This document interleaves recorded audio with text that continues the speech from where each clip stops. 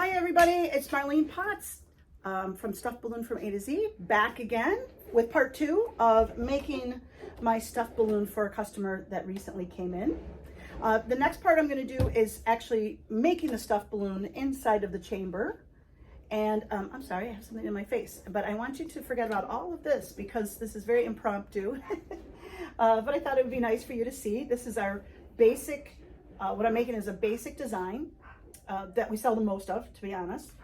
And so what I'm going to start with is my stuffing balloon, which is a Qualitex 18-inch neck up stuffing balloon. So of course this means that the lettering is going to be this way. If I filled it with helium, it's not going to work, right? The lettering will be upside down, so we want it to be this way because our balloon's going to sit on the stand.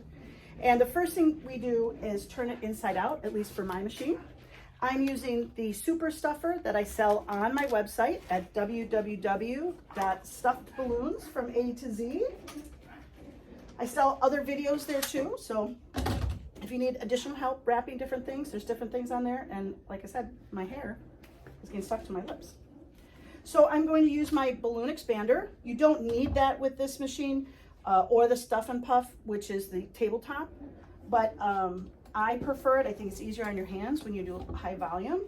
And if you can tell, I'm taking the neck and I'm really squishing it down on there, okay? I get it right in the middle. You can see that? I'm gonna put it over the machine, I'm gonna let it go. Then I'm gonna take my hand, I'm gonna put it over, and this is just so it doesn't go wing, right? Because sometimes it does, even though it has those little knobs. All right. And then I have a button. I just push the button to inflate.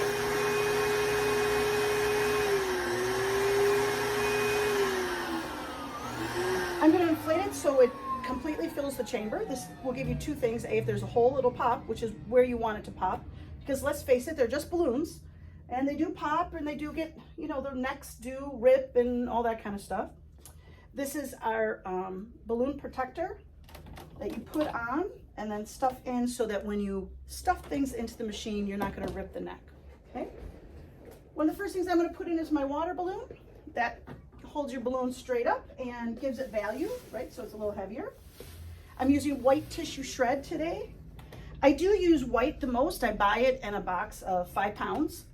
And 5 pounds will do, geez, probably 1,000, maybe 500 balloons. It's a lot. And you shred it. You get it and you really, really, really shred it.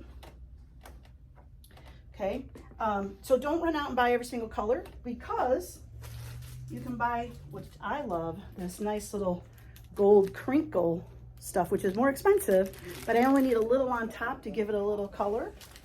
And this is only like $2, right? So much more, you can get a lot more colors and, you know, for a lot less money. Doesn't take up as much space, that kind of good stuff. What I'm going to put in next are my 5-inch balloons. I'm using Qualitex Pearl Magenta and Chrome Gold in the 5-inch. I am going to glue mine together. Some people don't do this, and that's fine. Actually, my glue here. I don't know how good this is going to work. Should have used my new bottle. Yeah, there you go. Put a little on there. And I make like a little frame. I don't know if you could see that, but the balloons are like this. 1, 2, 3. When I'm done, I'll show you the back. Okay? What I'm actually wrapping today, which is probably what you want to know, is this bad boy. So my customer brought in this. I think it goes on top of a cake. It's got like a stick right here. And then she brought in 2 candles and said, hey, if you can use them, great. If not, I just want the money in there. But look what I made, right? It's going to look awesome. I have strung it up with my fishing line. I'm going to fold it. And I'm not folding it where it's like a crease, right? I'm just getting it through the hole. It's going to pop right back out. And we're all set. Okay. Now, I'm going to hang this a little bit up here. So while I'm working on it, I might even put a little 260. This is a 260. And sometimes I put them in back just to give them, when I'm doing something special like this, that's flat. It fills out the back of the balloon and it kind of pushes it forward and makes it look a little better. Yeah, I like that a lot better, for sure. Okay, so as I'm working on it, and you'll have to excuse me because I know you don't want to see a big close-up of me like this, but I'm going to pull it up and I'm actually going to use tape and tape my fishing line onto my machine so I can work around it here. Now, oh yeah, guys, this is going to look really, really good. Really, really good. Yeah, I love it. I love it already. Okay, so I have my balloons in the back, which is really meant to prop it up, and you want to put something, you always want to cover your mechanics and make sure your balloon can be seen 365 degrees all the way around. And now I'm just going to take some of that gold crinkle cut that we talked about, that I showed you just a couple seconds ago, and I'm going to put it in the front. Right, because that's really all I need. I don't need it in the back. I just want a little color, just a little bit more for that 90. I've got my balloons in the back. I think I'm just gonna put a little glue on my 260 here. I like it so that if the customer actually dropped this stuffed balloon, it would stay together. Okay. And because, you know, customers aren't going to be fragile or like gentle with them like we are. So you always have to think of your customer. Okay, so actually I'm all done.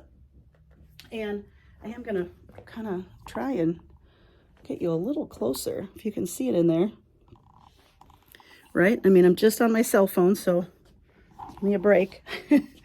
But can you see the little balloons back there? Oh yeah, right there. Okay. So not great, but I think you get the point, right? Okay, so now I'm all set. So I'm going to use my clip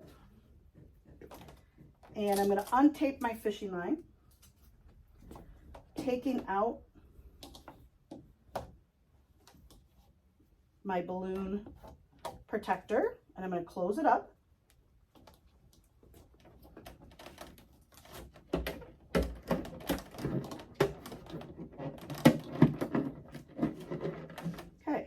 So I could actually leave this balloon just like this off the machine because I haven't broken the seal right here, okay? So I still honestly have a chance. If something fell, something was wrong, I could easily put this back on the machine, fix whatever needs to be fixed, and close it up again.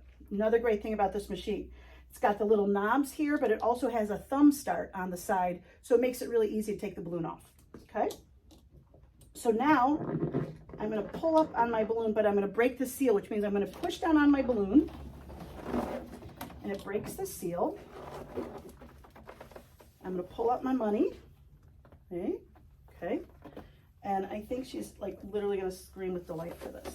And I'm going to let some air out though, because I like when a customer, I don't like when they look like eggs, and I like when the customer can touch it. Because you never know, you know, she's 90, so she's got some grandkids. They're going to be at this party too. So we want to make sure that they can run up and touch it. Okay, I'm going to put my clip on. Again, this is what I do. Some people tie them, which is fine too, but we do a high volume and we have a lot of employees. It's not easy to teach people how to tie 16-inch balloons. And after a while in the holidays, your fingers will get sore. So I also like to use the fishing line to tie my top on. So here you go. Can you see that? You see my balloons in the back? Okay. So now I'm ready for the top. And that's video 3.